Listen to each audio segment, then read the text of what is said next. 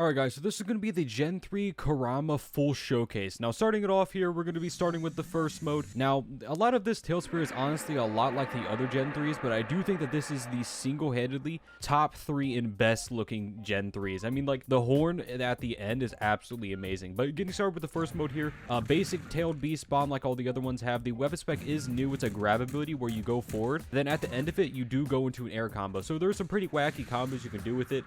I definitely think the first stage is better than the second one, which we are going to go into now. Boom, right here in the second stage, nothing really much changes visually. Mask becomes a little bit more visible in the face. The throwable is now the Tailed Beast Bomb, and obviously, guys, the M1s, I forgot to show you that in the first one. They're just non-knockback buffed M1s. Now, the weapon spec is basically literally the second move of the Bloodline that drops from the Tailed Beast. Now, this one's instant compared to the one that actually has hand signs, so this move is good compared to the Bloodline move, which I don't really consider good because it does have too many hand signs in my opinion. I think this move would be best as an instant cast. I get why there's hand signs on it because it would probably be top tier without hand signs. As you guys can see, this has no hand signs, does a lot of damage, pretty good for combo extending and things like that, so it's a pretty good move overall. And then the Z spec is just the basic beam ability. Quite frankly, I do think it's a bit worse than the Tail Beast Bomb just because you're locked into place, so if you miss this, you're gonna get your booty hole slammed, you know what I'm saying? Now onto the third stage right here, Korama stage 3. This is the one that you guys will be using unless you're going to be in the full mode. Of course, it looks absolutely stunning. I think, like I said, this is one of the best visually out of all of them. Now, the weapon spec of this one is very different.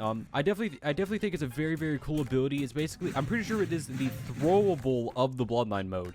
So you can actually use this with the throwable of the Bloodline mode, I'm pretty sure, and you can mix them together to get, you know, pretty insane combos. It's a really good ability overall, and I definitely think that, you know, the third stage weapon spec is nothing to be scoffed at. It does a lot of damage. You're able to move stack at the end of it when they're getting dragged into you. Pretty good ability in all, you know, all words of the mean. It's good. And then the throwable here, it's the third ability of the actual Bloodline. Now, this move actually does a significant more amount of damage than the original one, but he didn't take any damage from it. It might be bugged, I'm not sure, but it does a lot more damage. It's basically just the third ability of the Bloodline, but instant. And then the Z-Spec is just another basic beam ability. I mean, it's the same with all of them. Now, let's get on to what you guys were here for. The final mode, Korama Spirit Form 4.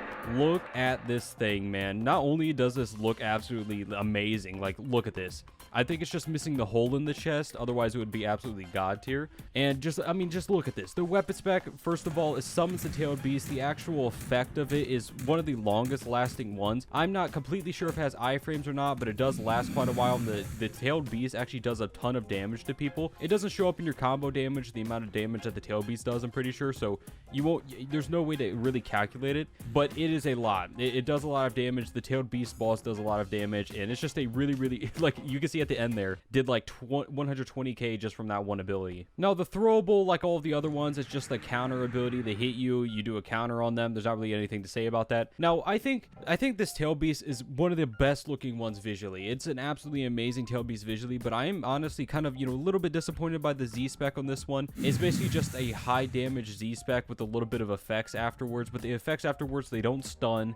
It doesn't really do more damage than some of the other Gen 3s. I think it is one of the weaker, you know, Z specs of all the Gen 3s. The raised block is obviously absolutely absurd. Like, you're not even on the back of the Tailed Beast. You're just floating in midair. I definitely think that this is a little wacky because if you're blocking, there's no way they're going to know where to hit you. So the raised block on this mode is actually amazing. So I do think that this Gen 3 overall is a pretty okay Gen 3 compared to some of the other ones. I definitely think it's top 5, but I don't think it's going to break the top 3 on how good the Gen 3s actually are.